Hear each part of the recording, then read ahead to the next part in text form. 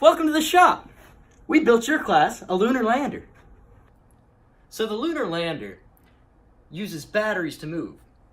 Now, batteries, how do you make something move from this?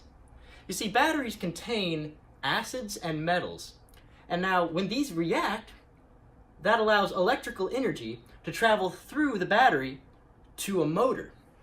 Now, how does that work? Now, motors, they take this electrical energy and they turn it into rotation. This right here is called a shaft.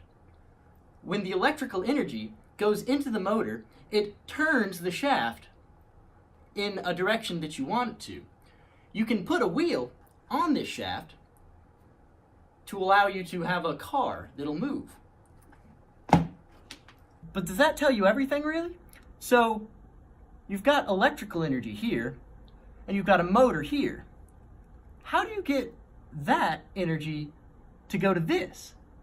Well, metals, such as the ones in this wire right here, can sometimes conduct. So what conduction is it's where electrical energy or electricity can travel across the metal to the motor. Once you get that down, you can build something incredible like this.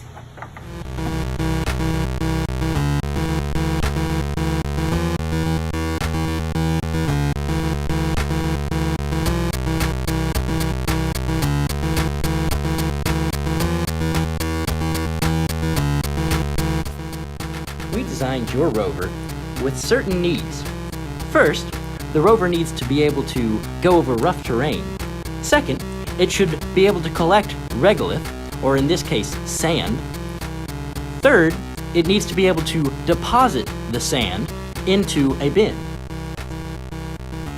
The design we made has treads, a scoop, and a bucket. We gave the rover treads so that it could go over rough ground and turn in place.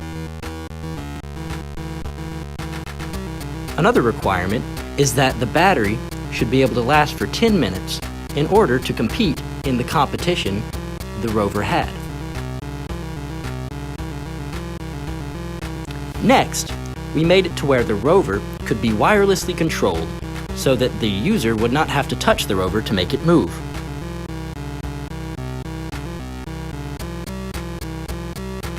Also a requirement is that the scoop should not break under the weight of the sand.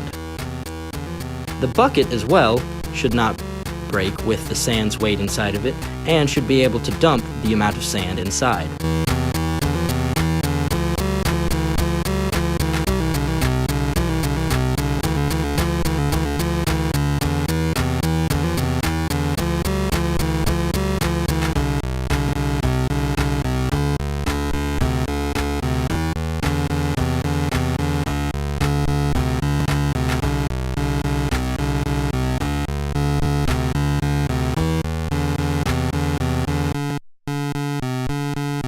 Now let's go see how the rover works. This is the remote control. The arrow keys here tell you which direction the rover will go.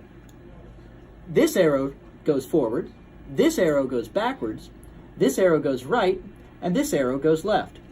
The OK button initiates a slightly faster forward mode. The pound key allows the bucket to activate. The 0 key partially activates the bucket, and the star key activates the scoop.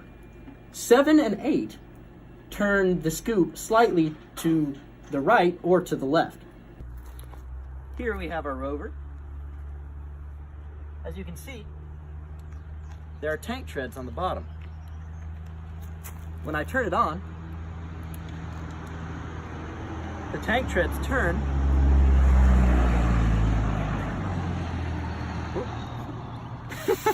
The tank treads turn either in the same direction, forwards or backwards, or to turn, this one spins counterclockwise while this one spins clockwise.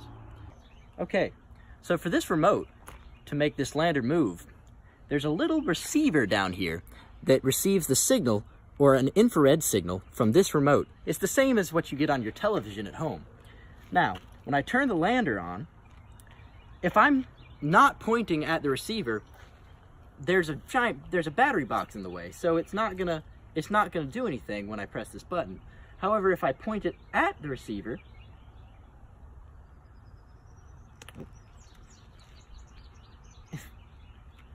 it will move. But when I point it at something else, it can't go through a solid object. To turn the lander on and off, press this black button right here. When you see the lights turn on, that means it's working, and it can operate freely. As I said, it can go forward, backwards, and it can turn. It can do it on most terrains, even this really loose pine straw. As you can see here, we've got a very full payload of rocks. It's no problem for the rover though. It can carry much of its own weight and then dump it with ease.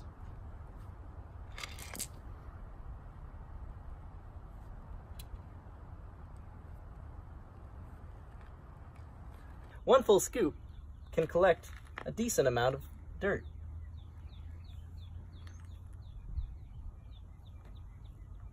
Looky there.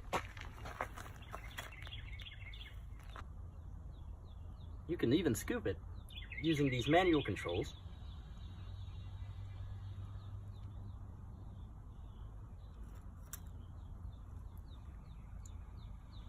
And collect some dirt or sand.